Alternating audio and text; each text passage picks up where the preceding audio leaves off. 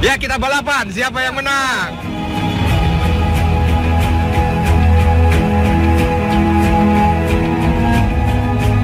Sahabat yang dicintai Allah, di situ tertulis beberapa bentuk prasasti ya. Subhanallah, ternyata Allah Subhanahu wa Ta'ala itu ciptakan makhluknya berbeda-beda ya. Kalau kita lihat di Madain Saleh, dia ada gunung, lalu sudah dibangun rumah. Orang bisa tinggal di dalam rumah tersebut. Lalu di Petra sudah dibikin bangunan yang begitu megah dan di dalamnya digunakan untuk menyimpan harta karun. Sahabat yang dicintai Allah, begitulah makhluk. Allah ciptakan berbeda-beda. Tapi kalimatnya Allah sampaikan lita'arafu. Dijadikan ini berbeda-beda untuk saling memahami dan saling mengerti. Mudah-mudahan ini menjadi bahagian bagi kita yang hidup saat ini, bagaimana kita mampu perbedaan itu kita jadikan sebagai sarana saling mengerti dan saling memahami. Mudah-mudahan dengan ini nikmat Allah Subhanahu wa Ta'ala akan turun kepada kita. Oh, ini kita mogok. لا تشد الرحال إلا إلى 3 مساجد المسجد الحرام ومسجid الرسول ومسجid الأقصى. Inilah 3 poros surga dunia.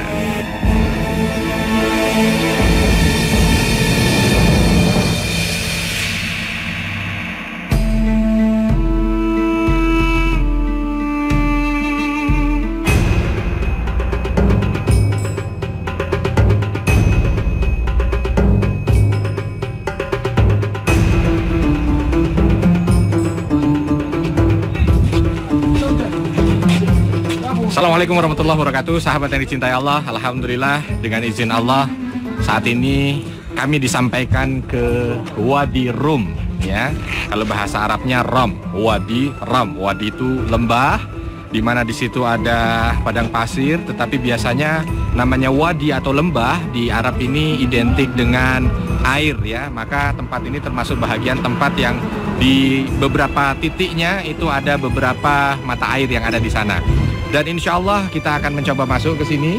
Nah, kalau sahabat-sahabat sekalian datang sebelum ke Palestina, main di negara Jordania ini, sempatkan untuk datang ke Wadi Rum yang kurang lebih jaraknya 300 km ya dari kota Amman. Dan luasnya ini juga kurang lebih juga 300 km persegi. Insya Allah nanti kita akan jelajahi dengan jeep yang ada di sini. Kita akan melihat bagaimana bentuk bukit-bukit yang mungkin agak sedikit berbeda dengan bukit yang ada. Lalu bagaimana pasir berwarna yang ada di sana. Kita akan melihat prasasti dan terakhir bismillah insya Allah kita akan menikmati sunset di padang pasir.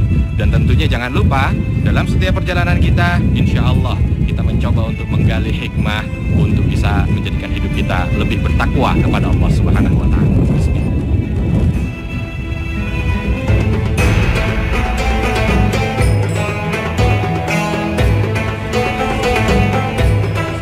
Assalamualaikum warahmatullahi wabarakatuh. Sahabat yang dicintai Allah, Wadi Rum adalah salah satu tempat di bumi yang memiliki gurun dan bukit berbatu merah. Karenanya, berada di tempat ini membuat kita seakan-akan berada di planet Mars, seperti yang digambarkan di film-film luar angkasa. Masya Allah.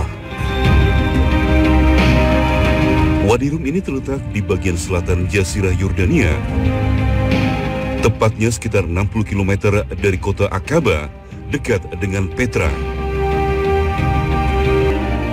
Ya, inilah bentuk dari keindahan alam yang Allah ciptakan untuk kita. Sekali lagi, bukan hanya sekedar untuk kita lihat semata, tidak, tetapi mencoba untuk membesarkan Allah Subhanahu wa Ta'ala. Oh ya, kalau sahabat mau melihat ini bentuk gunung pasir, ya. Di sini bentuk gunung pasir ini ada orang-orang yang naik ke atas sana. Nah, ini kalau kita lihat padang pasir, ada beberapa padang pasir yang mungkin bentuknya seperti ini. Dia bentuknya pasir yang membentuk gunung, tetapi ketika terjadi badai berpindah, terjadi badai berpindah. Maka dari itu zaman dahulu ketika orang ingin berjalan di padang pasir, maka dia harus memiliki guide yang tangguh untuk bisa menentukan arah jalan ya, kemana. Karena kalau hanya sekedar mengandalkan gunung saja ya, ada beberapa gunung yang dari pasir dan dia ketika ada badai berpindah, jadi begitu datang berbeda tempatnya. Ini gunungnya, kecuali kalau gunung yang ada di belakang atau di hadapan saya ya, ini gunungnya bentuknya dia gunung yang permanen ya, gunung permanen. Oh, ini kita mogok. Wadi Rum dikenal juga sebagai Lembah Bulan.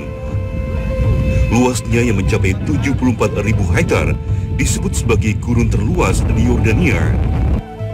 Gurun ini bahkan dinyatakan sebagai salah satu situs warisan dunia oleh UNESCO sejak tahun 2011 dan wajib dilestarikan karena keunikannya.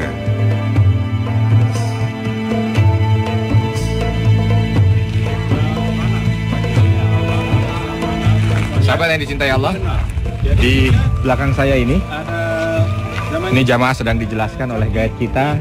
Di situ tertulis beberapa bentuk prasasti ya, hanya memang prasasti zaman dahulu belum ada tulisan huruf seperti kita ya. Dia hanya sekedar gambar-gambar saja. Ya, ada gambar onta, kalau saya boleh jelaskan dari sini ada gambar onta, lalu ada gambar tenda, lalu ada gambar lokasi tempat mungkin ya, atau gambar gunung. Nah, ini menunjukkan bahwa berarti di tempat ini pernah ada peradaban ya, minimal pernah ada orang menghuni lokasi tempat ini ya. Walaupun ada juga yang bercerita ini Wadi Rom ya, Rom itu dari Iram Madzatil Imad, yang ada di dalam Al-Quran disebutkan oleh Allah bahwa kaum Iram ini membangun bangunan-bangunan yang begitu kokoh gitu ya. Dan Iram ini kaum Ad, ini kaumnya Nabi Hud ya, yang ada di sebelah selatan Arab, tepatnya berada di Yaman. Hanya kalau kita lihat lokasi kan berbeda ya. Nah, dari sini kita bisa melihat kemungkinan ada makna lain selain daripada ini. Tetapi saya ingin menjelaskan saja bahwa tempat ini dengan adanya prasasti ini, dan ini memang prasasti ini selalu menjadi acuan ya buat orang-orang yang datang ke sini, menunjukkan bahwa tempat ini merupakan tempat yang dulu pernah dihuni. Oleh karena itu kalau kita lihat ya, bentuk-bentuk lokasinya juga saya kira hampir-hampir mirip dengan apa yang ada di Madain Saleh. Hanya kalau di Madain Saleh ini semua dipahat dan dibikin rumah ya.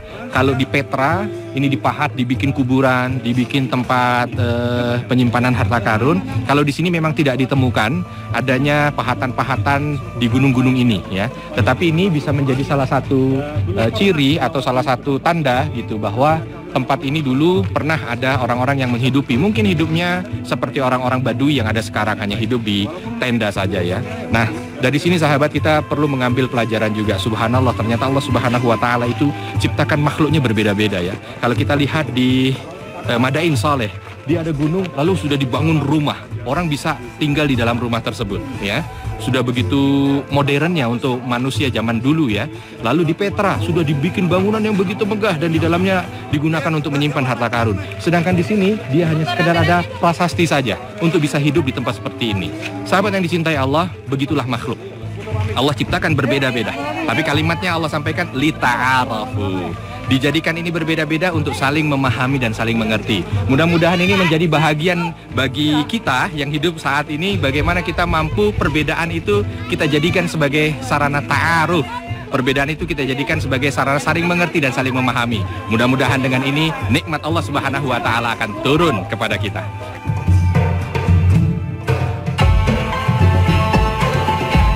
Sahabat yang dicintai Allah, perjalanan ini sekaligus untuk memuji kebesaran Allah yang luar biasa. Hanya karena Allah lah yang telah menciptakan alam yang sangat indah ini. Semua manusia tanpa terkecuali pasti cinta akan keindahan sesuai fitrahnya. Inilah salah satu karunia yang Allah Subhanahu wa taala berikan kepada manusia, termasuk terhadap masyarakat Wadi Rum. Assalamualaikum.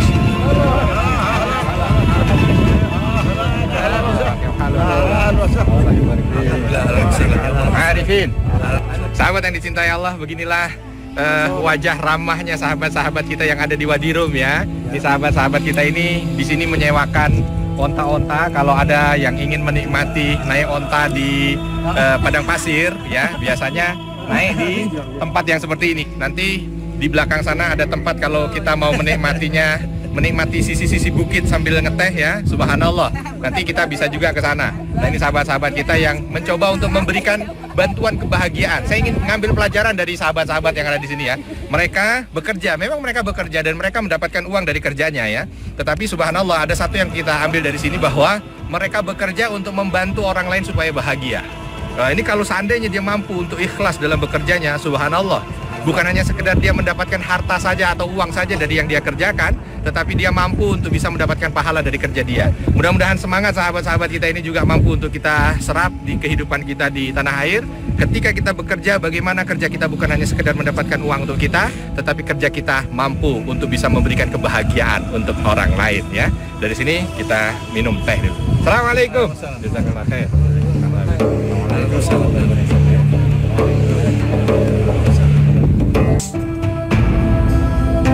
Maka apakah mereka tidak memperhatikan unta? Bagaimana diciptakan? Dan langit bagaimana ditinggikan? Dan gunung-gunung bagaimana ia ditegakkan? Dan bumi bagaimana ia dihamparkan? Maka berilah peringatan, karena sesungguhnya engkau Muhammad hanyalah pemberi peringatan.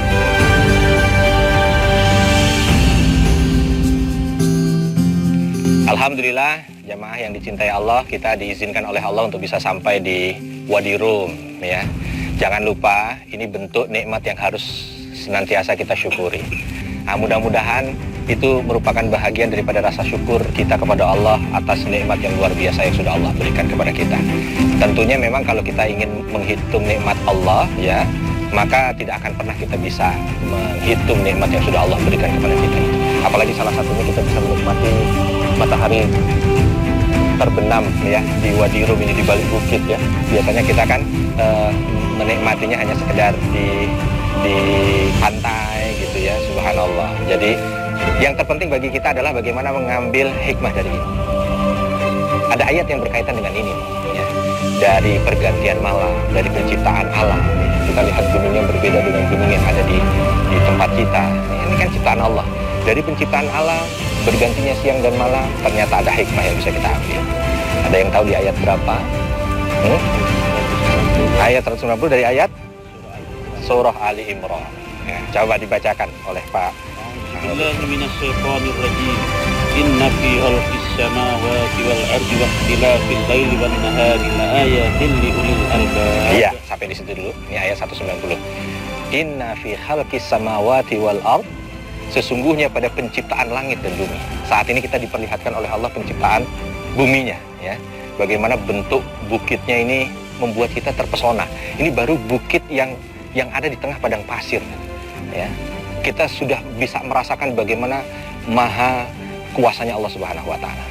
Wahtilafil laili wan nahar, perbedaan atau pergantian malam dan siang. Ini sebentar lagi kita di waktu pergantian waktu gitu ya. Itu pasti ada tanda-tanda bagi mereka yang ulul albab. Nah, kalau ada pertanyaan ulul albab itu siapa? Ulul albab kalau dilihat dari segi makna, mereka-mereka yang punya otak cerdas untuk bisa berpikir tentang ini. Tapi disampaikan di ayat berikutnya, siapa sih sebenarnya ulul albab itu? Ya, silakan Pak Haji Sudirman. Allazina yadhkuruna Allaha qiyaman wa qu'udan wa 'ala junubihim wa yatafakkaruna fi khalqis samawati wal ardh. Nah, Rabbana ma khalaqta hadza batila subhanaka faqina azabannar. iya. Jadi itu adalah terjemahan dari ulul albab. Kalau ditanya, ada beberapa ayat itu yang nanti dijelaskan oleh Allah Subhanahu wa taala oleh ayat berikutnya. Kalau tadi ulul albab secara bahasa kita banyak yang paham, tapi siapa sebenarnya ulul albab yang dimaksud oleh Allah Subhanahu wa taala dalam surah Ali Imran 190 itu? Dilanjutkan di 191. Alladzina yadhkurunallaha. Dia yang senantiasa mengingat Allah Subhanahu wa taala dalam berbagai kesempatan. Di sini disebutkan dalam keadaan tidur, berbaring, duduk, berdiri, jalan. Ingatnya Allah. Jadi kalau seandainya nih Bapak dan Ibu sekalian jamaah yang dicintai Allah, dari gerbang depan sampai ke sini kalau ngeliat Allah, Allah, Allah. Wah, itu subhanallah, itu tanda bahwa benih-benih ulul albab ada dalam hati kita. Ya. Tapi kalau sekarang, cakep banget ya, keren, gitu aja, nggak ada kalimat Allahnya, takut tuh benih ulul albab nggak ada. Maka dilanjutkan di sini dengan kalimat doa yang biasa disampaikan gitu ya. Rabbana ma khalaqta hadza batila. Yang pertama ingat Allah, lalu memuji. Subhanaka. Subhanaka. Ya Allah, Engkau Maha Suci ya Allah. Kembali ke Allah gitu. Bahwa kita ini kecil, dapat mencuci hatinya gitu.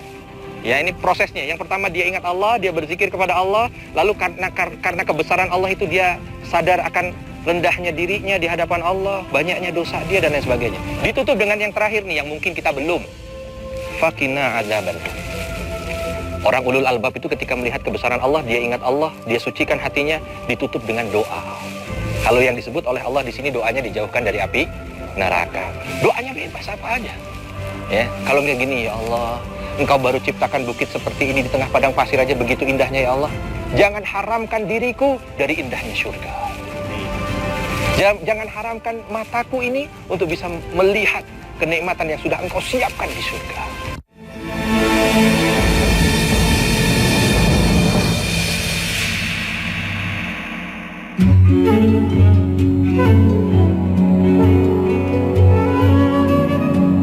Sahabat yang dicintai Allah, menikmati keindahan Wadi Rum ini ibarat memuji Allah dengan segala puji baginya yang maha memberi. Allah Subhanahu wa Ta'ala tidak hanya memberikan apa yang kita inginkan, tetapi juga apa yang kita butuhkan. Sahabat yang dicintai Allah, alhamdulillah kesempatan kali ini kita diizinkan oleh Allah untuk bisa banyak menimba ilmu dari Wadi Rum. Semoga semangat Wadi Rum, semangat Wadi Rum mampu menjadikan kita menjadi hamba-hamba Allah yang mendapatkan gelar ulul albab. Hambanya yang senantiasa ketika melihat kekuasaan Allah memujinya. Hambanya yang senantiasa ketika melihat kekuasaan Allah ingat kepadanya. Dan hambanya yang senantiasa ketika mengingat kekuasaan Allah bermunajat dan mohon kepadanya. Mudah-mudahan dengan ini semua kita mampu menjadi hamba Allah yang bisa mendapatkan kenikmatan bukan hanya sekedar di dunia saja, tapi insya Allah Allah berikan kenikmatan surga untuk kita, dan inilah poros surga.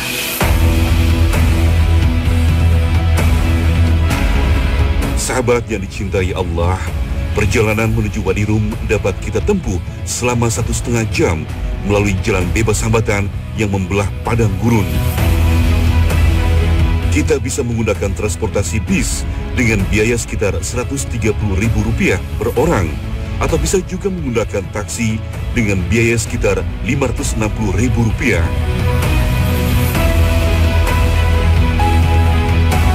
Sesampainya di Wadi Rum, kita akan langsung disambut oleh masyarakat Baduin yang tinggal di tenda-tenda. Bagi wisatawan yang ingin bermalam, mereka juga bisa menyewa tenda di sini dengan biaya sekitar Rp350.000 untuk bermalamnya.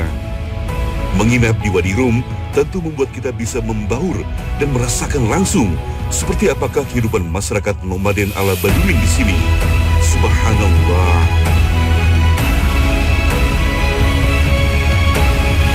Demikianlah perjalanan poros surga kali ini. Semoga ada banyak hikmah yang bisa kita ambil agar kita bisa terus meningkatkan kualitas keimanan kita demi menggapai surga Allah Subhanahu wa Ta'ala. Wabillahi taufiq wal hidayah. Wassalamualaikum warahmatullahi wabarakatuh.